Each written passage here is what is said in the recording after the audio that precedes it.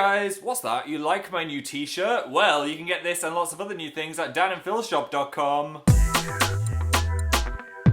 Is that too much? I think that was too much. So I packed up my life for 3 months and arrived in the land of eagles and IHOP, America. I didn't want to miss home too much, so I actually brought my pillow with me. Is that weird? Just a little bit of home that I can take with me wherever I go. I'll stop fondling it now. I'm in Florida right now, the land of the oranges. Is it? There's lots of orange-related things here. And I'm living on the edge of a gator-filled lake. Have a look at some nature. Nature. Nature. Nature. It wasn't that easy getting here though. I was running late, having packed my suitcase at about 4 AM. Stop judging me. Side note, I only brought 5 pairs of boxers for 11 weeks. I should probably go shopping. So the night before, I had to book a cab on Dan's phone as mine wasn't working. So I woke him up in the morning, checked his phone, it said your cab has arrived, shut the door, locked everything up, went downstairs with my 2 suitcases and no cab. There was no cab to be seen. There was no person to be seen. It was like 28 days later. No one anywhere. Now I didn't have the cab number as it was locked away upstairs on Dan's phone. So I tried to call him, do not disturb. Typical Dan. Tried to ring the doorbell. The doorbell decided to break at that exact moment. No doorbell. So I just started banging on the door. I was banging so hard it woke up all the neighbours and their dogs and all the pigeons in London. The only person that it didn't wake up was Danny Boy, who was just completely dead to the world. So I started hammering harder on the door until finally he opened it all bleary-eyed like, what's going on? And I was just like, give me the phone! So he gave me the phone, I called the cab man and I said, hello, where are you? And he said, so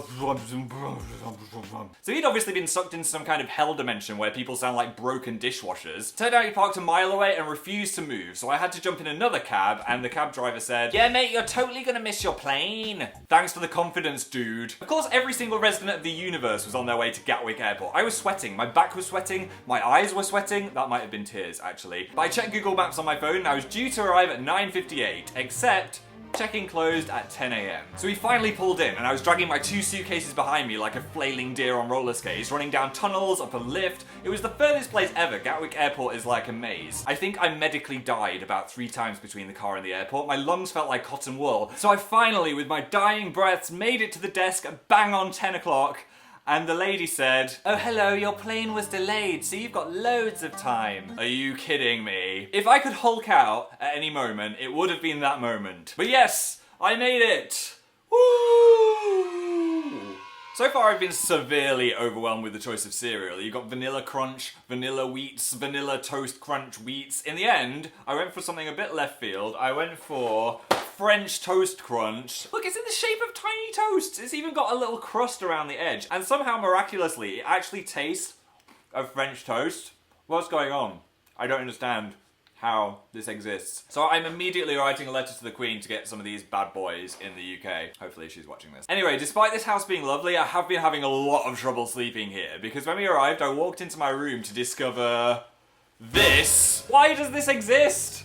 What were you made for? I thought this guy was bad. Oh no, it gets worse. My bed is observed by a whole herd of these things watching me sleep. Come play with us, Philip. How can anyone sleep with an entire troop of demon clowns just ready to pounce on them? It's like The Conjuring, but worse. So yeah, I'm probably gonna sleep on the sofa for the rest of my time here.